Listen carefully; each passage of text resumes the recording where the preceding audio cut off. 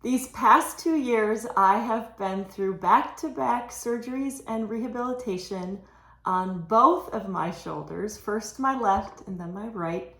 I'm currently in month 11 of my right rotator cuff surgery and rehabilitation, as well as a bicep tenodesis. I'll put in the description below what I had done on both my shoulders. In this video, I'm hoping to help you with tips and tricks that I've learned along the way after having this done twice, back-to-back years. I have other videos if you'd like to subscribe, like, comment would be great if you have any questions, because this journey is quite interesting. It was one I started 2 years ago when I had my MRI and found out that I had torn my left supraspinatus tendon and then more. So in this video though, I want to talk about a technique that I have found very helpful for getting my right shoulder back to full function. I currently have been having much harder of a time getting that to happen on my right side than my left. The technique is called gua sha. It means scraping and then like redness and purple. It also can be called scraping. And what it looks like is this. I actually just had it done. I've been doing this for probably now a month, and I have it like on the back. It'll turn into some pretty amazing bruises, but the goal is to take like a scraping tool. They used to use a stone.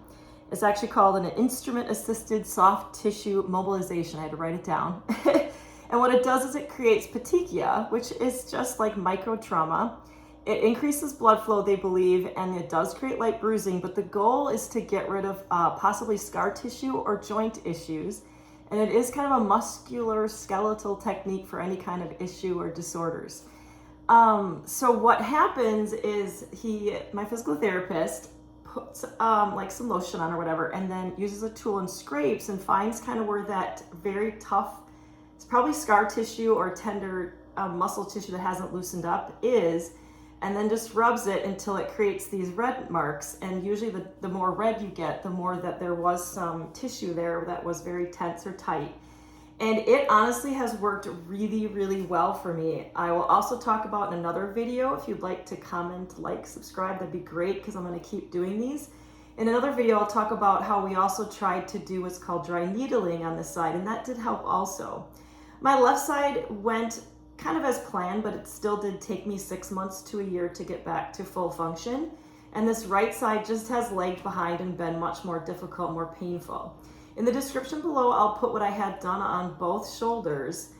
And it was pretty much an identical procedure with the same surgeon. I have the same physical therapist back-to-back years, and my therapy cat Luna here.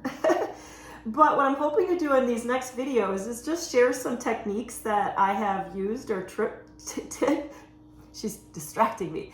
Tips and tricks for what might help you get through rotator cuff rehab and post-op and all of it, because I've been through it back-to-back years. I understand it, unfortunately, better than probably most people who don't go through it back-to-back years, or if they only have once. And that's kind of my goal. So this first video, I just want to make it quick, short, to the point. Please comment if you have any questions about this technique. It does hurt a little bit, I'll be honest with you, and you do end up with some bruising. So this is, not really the outfit I'd probably wear out and about, because somebody would probably be wondering what's going on. But it has worked amazing, and it's called gua sha. I'll put it in the title. It's also called scraping, and a lot of athletes use it. It's kind of old and kind of new technique if you want to research it. And I've just found it super helpful. So again, watch my other rotator cuff videos if you'd like to kind of see my journey along my last 2 years.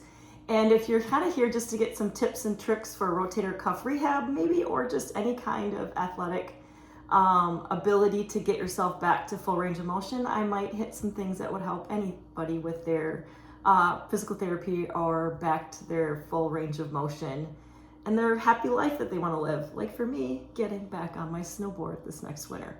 All right.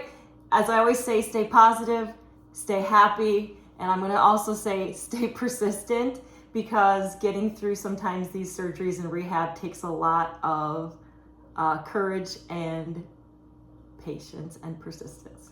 All right, see you next time.